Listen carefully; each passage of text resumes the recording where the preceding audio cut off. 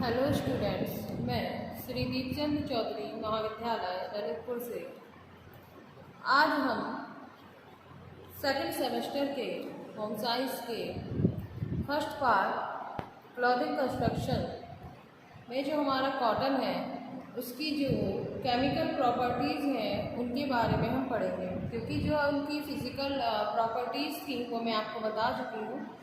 आज हम कॉटन की जो भी केमिकल प्रॉपर्टीज़ हैं, केमिकल प्रॉपर्टीज़ ऑफ कॉटन वाला जो आपका टॉपिक है उस पर हम विस्तार से चर्चा करेंगे।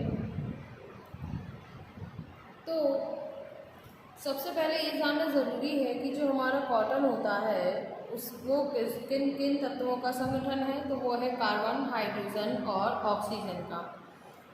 तो कार्बन, हाइड्रोजन जब ऑक्सीजन आपस में मिलते हैं तो कार्बोहाइड्रेट का निर्माण होता है।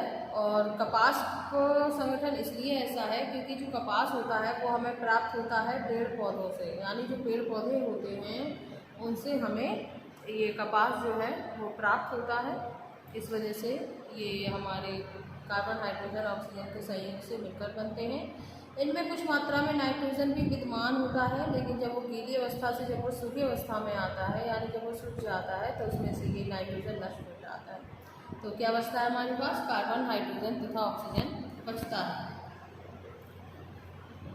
तो इन पर ऐसी कौन सी चीज़ें हैं जिनका इफेक्ट इन पर पड़ता है और किस प्रकार पड़ता है? अच्छा पड़ता है, कुछ का हानिकारक पड़ता है और कुछ का अच्छा प्रभाव पड़ता है। तो वही हमें जानना है कि जो केमिकल प्रॉपर्टीज़ हैं वो कौन कौन सी हैं। तो सबसे पहले कॉटन पर जो है एसिड का क्या प्रभाव पड़ता है ये जानना ज़रूरी है, और क्षार का क्या प्रभाव पड़ता है, अम्ल का क्या प्रभाव पड़ता है, जीवाणुओं का क्या प्रभाव पड़ता है, रंग हो गया, ब्लीच हो गया, पसीना हो गया, प्लस प्रकाश हो गया, ये सारी चीज़ों का क्या क्या प्रभाव पड़ता है ये हमें जानना अत्यंत आवश्यक है। तो जिसमें सबसे पहला हमारा है इफेक्ट ऑफ एसिड या इफेक्ट ऑफ अल्काइल में क्षार का क्या प्रभाव पड़ता है। तो क्षार जो होता है, अगर हम कपास के रेशे को अगर उसमें डुबो के देखते हैं तो कोई भी हानिकारक प्रभाव नहीं पड़ता है। धुलाई में हम क्षार का प्रयोग कर सकते हैं, क्योंकि जो हमारा कॉटन होता है उस पर जो क्षार होता है उसका कोई हमें वैसा प्रभाव दिखाई नहीं देता है हानिकारक, इसलिए हम उसको जब धोते हैं या धुलाई के समय हम क्षार का उपयोग करते हैं। वहीं हम बात करें एसिड की, तो क्योंकि जो हमारा कॉटन होता है वो कार्बन हो गया, हाइड्रोजन, ऑक्सीजन के मेल से बनता है। तो इस पर क्या होता है, जो हमारा मिनरल एसिड होता है उस पर ये जो है शीघ्र प्रतिक्रिया करता है, क्योंकि जो धातु के तेजाब होते हैं वो कपास को गला देते हैं और बहुत ही जल्दी नुकसान पहुंचाते हैं। लेकिन वहीं अगर हम ऑर्गेनिक एसिड की बात करें, ऑर्गेनिक एसिड यानी कार्बन युक्त जो तेजाब होता है उसके अगर हम बात करें तो ये उतना अधिक हानिकारक प्रभाव नहीं डालता है। वहीं कपास के रेशे में जो रासायनिक प्रक्रिया द्वारा जब हम नए तत्वों को उसमें समाविष्ट करते हैं तो क्या होता है, जो गंधक का अगर तेजाब अगर हम डालते हैं तो क्या होता है, ये वस्त्र बहुत ही ज़्यादा कड़ा हो जाता है, पारदर्शी हो जाता है। जैसे कि जब हम उन्हें कलफ लगाते हैं उस टाइम में जब पीछे कड़ा हो जाता है, ये वही चीज़ें हैं। तो आपको पता चल गया कि जो मिनरल एसिड होता है उसका प्रभाव हानिकारक पड़ता है। वहीं अगर हम बात करें ऑर्गेनिक एसिड की तो उतना ज़्यादा अधिक प्रभाव नहीं पड़ता है। तो ये हमारे हो गए एसिड का क्या प्रभाव पड़ता है, ये आप जान गए हैं। तो क्षार हो गया, क्षार का कोई हानिकारक प्रभाव नहीं होता है। वहीं तेजाब की बात करें तो जो हमारा मिनरल एसिड होता है उसका प्रभाव अधिक पड़ता है। वहीं अगर ऑर्गेनिक एसिड की बात करें तो इसका प्रभाव कम मात्रा में होता है तुम्हारे ये मिनरल एसिड की अपेक्षा। इसके बाद हम बात करते हैं कि अम्ल जो हमारा होता है उसका क्या प्रभाव पड़ता है। तो कपास का जो रेशा होता है वो क्या होता है, जो शांत अम्ल नहीं होते हैं जैसे कि हाइड्रोक्लोरिक हो गया, सल्फ्यूरिक हो गया, नाइट्रिक हो गया, अगर हम उसका इसमें डालते हैं या उसका यूज़ करते हैं तो ये जो हमारा कॉटन है वो पूरी तरीके से कैसे हो जाता है, नष्ट हो जाता है। तो ये हमारे अम्ल के प्रभाव के अंतर्गत आ जाता है। तो तेजाब का प्रभाव आपने जान लिया, क्षार का कोई गलत प्रभाव नहीं होता है, लेकिन अम्ल होता है उसमें जैसे कि हाइड्रोक्लोरिक और सल्फ्यूरिक और नाइट्रिक। अगर हम इन तीनों घोल में अगर हम इन अम्ल में हम कॉटन को डुबोते हैं तो पाते हैं कि वह पूरी तरीके से नष्ट हो चुका है। इसके बाद बात करें जीवाणुओं का क्या प्रभाव पड़ता है, इफेक्ट ऑफ बैक्टीरिया। ये बैक्टीरिया किस तरीके से इफेक्ट करते हैं हमारे कॉटन वाले क्लॉथ्स या कपड़ों को।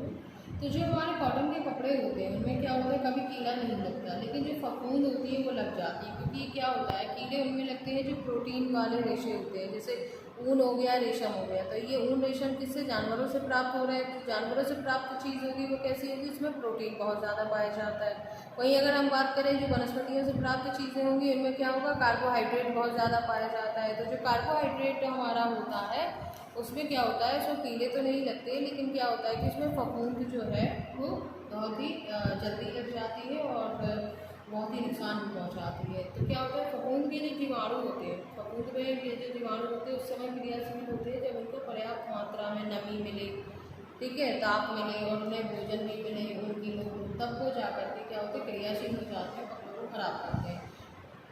अगर हमें तो क्या करना होता है कि जब भी आप अपने कॉटन के जो कपड़े होते हैं उनको जब भी आप संग्रहित करके रखें या मतलब उन्हें आप संभाल के रखें, तो उस टाइम पे उनमें कलफ नहीं लगी होनी चाहिए। अगर आप उसमें कलफ लगा देंगे, यानी माड़ी अगर आप उसमें लगा के रख देंगे, तो फफूंद बहुत ही जल्दी कपड़ों को ख़राब करेगी, क्योंकि उसको नमी भी मिलेगी, ताप भोजन मिलेगा, तो क्या करेगा, कपड़ों को ख़राब कर देगा। इसलिए जब भी कॉटन के कपड़े रखें आप संभाल करके, तो उसमें हमारे जो कलफ है उसको ना लगाएं या माड़ी को आप उसमें यूज़ ना करें। इसके बाद बात करते हैं रंग का क्या प्रभाव पड़ता है कलर का सूती वस्त्रों पर। तो क्या होता है, सूती वस्त्र जो होते हैं उन पर रंग जो है जल्दी नहीं चढ़ता है। क्या होता है इसमें कि जितना ऊनी और रेशमी, जैसे ऊन वाले जो कपड़े रेशे होते हैं या रेशम वाले जो कपड़े होते हैं उन पर क्या होता है, कलर बहुत जल्दी चढ़ जाता है, लेकिन उनकी अपेक्षा जो हमारा कॉटन का जो कपड़ा होगा उस पर जो कलर होगा वो उतनी जल्दी नहीं चढ़ता है। तो हमें क्या करना पड़ता है, अगर हमें उस पर रंग लगाना है और पक्के रंग लगाने के लिए इसमें हम क्या करते हैं, जब पानी को खौलाते हैं, जब पानी को खौलाया जाता है और उसमें कलर मिलाया जाता है, तो उसके साथ साथ में उसमें नमक और फिटकरी इनको भी घोल दिया जाता है। जब नमक और फिटकरी मिलते हैं तो फिर क्या होता है, ये रंग जो है प्राय चढ़ जाता है।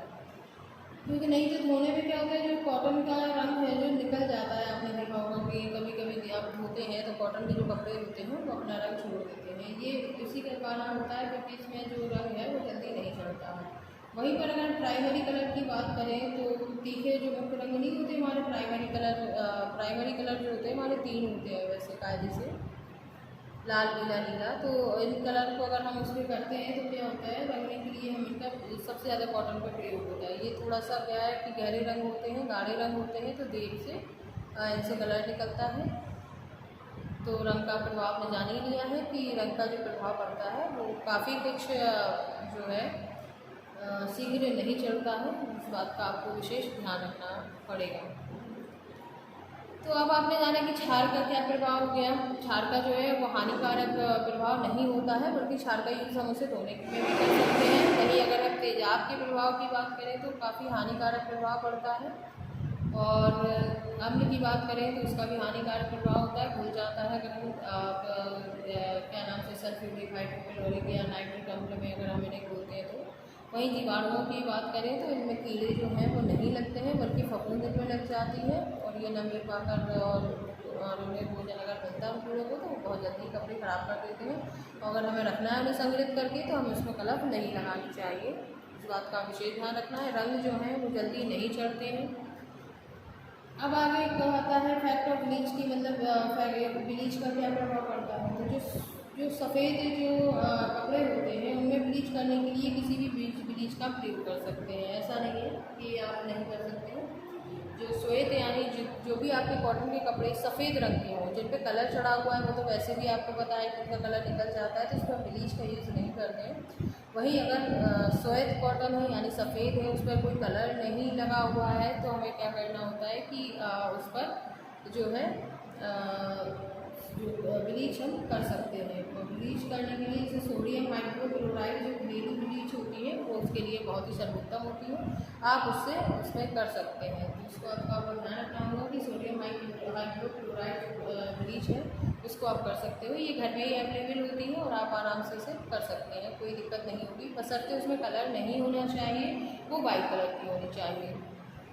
इसके बाद अब बात करें पसीने का क्या प्रभाव पड़ता है। तो जो कॉटन का जो कपड़ा होता है, अगर बार बार पसीने अगर आपको आ रहा है तो वो कपड़ा कैसे हो जाएगा, कमज़ोर हो जाता है। और अगर आप पसीने युक्त वस्त्रों को धोएंगे नहीं और ऐसे ही रखेंगे तो इससे ये होता है कि वस्त्र जो होते हैं वो कड़े हो जाते हैं, और रगड़ने के पश्चात क्या होगा, वो जल्दी फट जाएंगे। तो इसीलिए कहा जाता है कि जब भी आप कॉटन के वस्त्र रखें तो उसे भली प्रकार से धो लें और उसे सुखा करके फिर कायदे से आप उन्हें रख दें, यानी पसीने का हानिकारक प्रभाव पड़ता है। प्रकाश के प्रभाव की बात करें तो वो भी बहुत ही ज़्यादा हानिकारक प्रभाव डालता है। तो अब आपको पता पड़ गया होगा कि क्षार का प्रभाव हानिकारक नहीं है। तेजाब अम्ल का प्रभाव हानिकारक। जीवाणुओं के अगर बात करें तो आपका जो है फफूंद लग जाती है। और रंग की प्रभाव की बात करें तो रंग जल्दी नहीं चढ़ते हैं। ब्लीच के प्रभाव की बात करें तो जो आपके वाइट कॉटन होगी उस पर कोई बुरा प्रभाव नहीं पड़ता है।